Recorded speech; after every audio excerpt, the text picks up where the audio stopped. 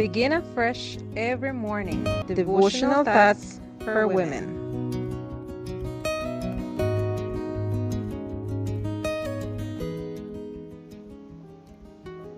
Greetings, dear friends.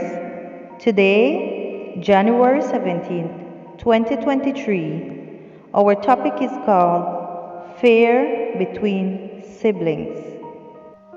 The scripture reading is taken from Genesis chapter 32, verse 7. So Jacob was greatly afraid and distressed, and he divided the people that were with him, and the flocks and herds and camels into two companies.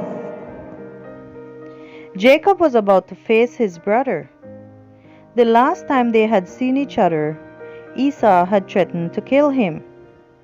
The 20-year separation had not diminished his fear. His mother Rachel had never called for him to let him know that Esau's anger had subsided. See Genesis chapter 27, verse 45. The alarming report came that his brother was on his way to meet him with 400 armed men. Although he was aware of the company of angels that were with him, Jacob was filled with anxiety.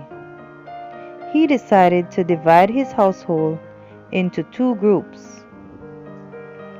How would you feel if you knew that you were about to meet up with a person whom you had deceived, from whom you had stolen their most precious possession?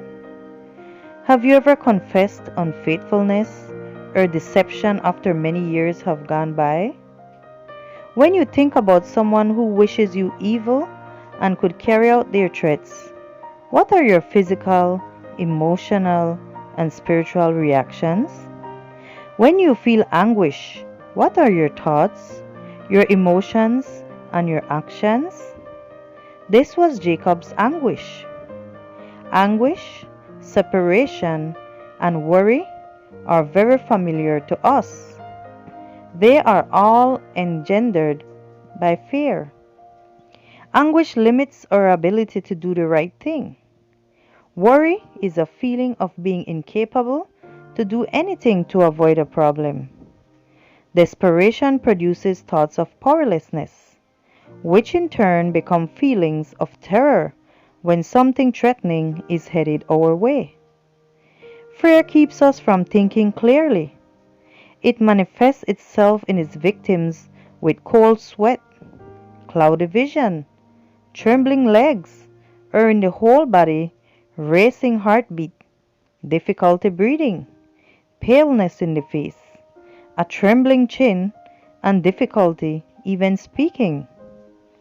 This was Jacob's anguish the night before facing his brother Esau. He had decided whether to face him or flee, whether to run frenetically or take time to pray. Jacob's terror kept him from thinking about the angels that accompanied him or the promise God himself had made in his covenant. The enemy takes advantage of these periods of fear to make us feel weak, worthless, and hopeless. Fortunately, times of anguish do not last forever. Jacob decided to submit his fears to God and to ask for his protection. Whatever anguish you may feel today, instead of running away, take time to pray. He who did not disappoint Jacob will not leave your side either. Fight as Jacob did and say to God, I will not let you go unless you bless me. Genesis chapter 32, verse 26.